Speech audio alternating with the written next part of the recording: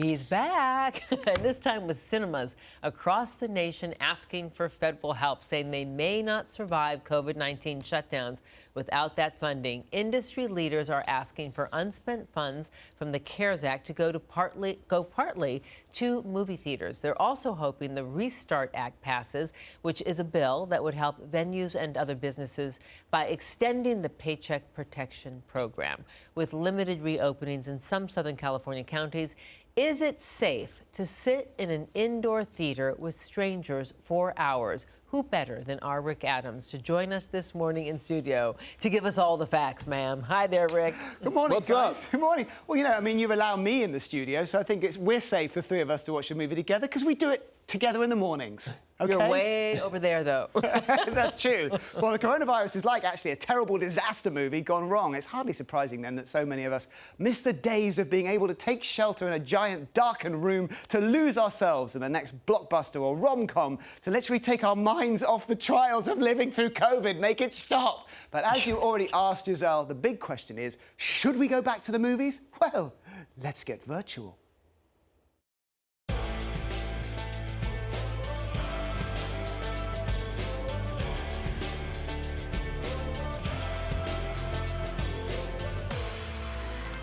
The CDC notes that there are several what they call higher risk activities: sporting events, restaurants, bars, flying, and movie theaters. And when you think about it, it's common sense. A room, no windows, only 2 doors, no fresh air, just aircon, and 200 or 300 of your closest friends who you haven't met yet. It's natural for the theaters to want us back when you consider chains like AMC have lost hundreds of millions in revenue throughout the pandemic. And even though some states are opening up their doors, movie production has been at a halt too. So soon there won't be that many fresh films for us to watch, at least for now. But what will it be like when we return? There are moves afoot in the industry to create a kind of program showing how safe a cinema is for you to visit. But the advice is fairly solid from most epidemiologists and virologists. Don't do it. Well, why? Because it's certainly not a zero-risk option.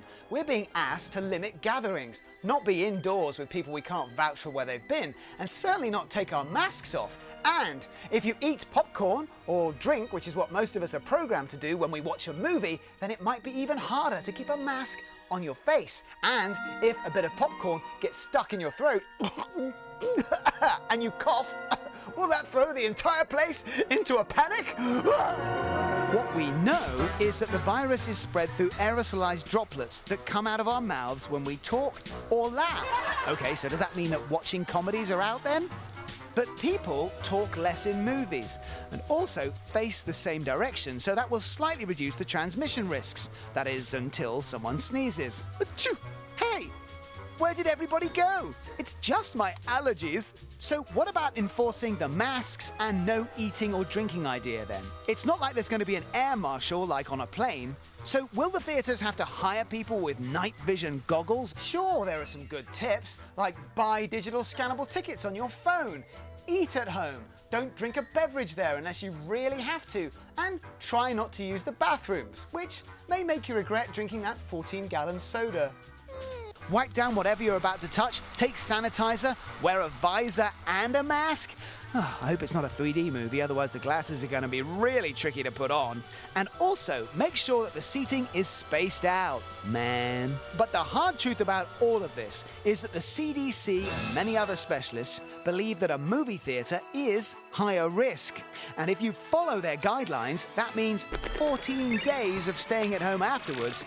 And would you be happy to do that just to see a Christopher Nolan movie? The best answer is to take our country back in time to the 1950s, when drive-ins were all the rage, because that solves most of the corona problems, while still making out. I mean, making sure that America's greatest obsession is still in view. Bravo! We love it! Thank you. Thank you very much. So, tell us. Yes? What are they doing to get us back into theaters? I don't What know. steps are they taking? Why? What Rick? are we all doing here? No. Well, basically, there's a trade lobbying group in DC called the National Association of Theatre Owners, unfortunately named NATO. Huh? Who thought that one through? But anyway, so their idea is that they're saying, well, it's at least as safe to go to a restaurant and to a church and flying as going to a movie theatre. It's just that there's probably much better legroom and better reclining seats, that's all. But what they're saying is that if by doing this, then hopefully they'll have a group, a consortium of people who will conform to this nationwide idea of a health and safety plan for these theatres, so then they can put cinema safe outside and say this cinema is safer place for you to be. So that's the general idea, that's what they're going for, and thousands of groups have signed up, but we'll see. Well, the question is, will all the disinfecting, will it reduce capacity, will that lure people back into the theaters before we have a vaccine and any kind of herd immunity?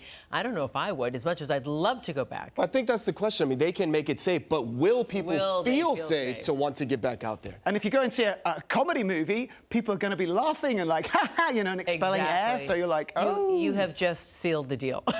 Sorry about Netflix, Hulu, Amazon. Go and see a Mama serious will movie. be at home. Yeah. Just watch a documentary. It's okay. Thank you, Rick. Pop that Thank you. popper in You're the best. in the microwave, right? All right, my friends, we're heading out to break. That's right. It's a look at Data Point in Orange County, camera courtesy of surfline.com. Ooh, I wish I was walking along that sand right now. Oh, walking on water, baby. Rick? Walking on water. We should go. Huh? Yeah, let's go now. Let's do it. Get your board. There's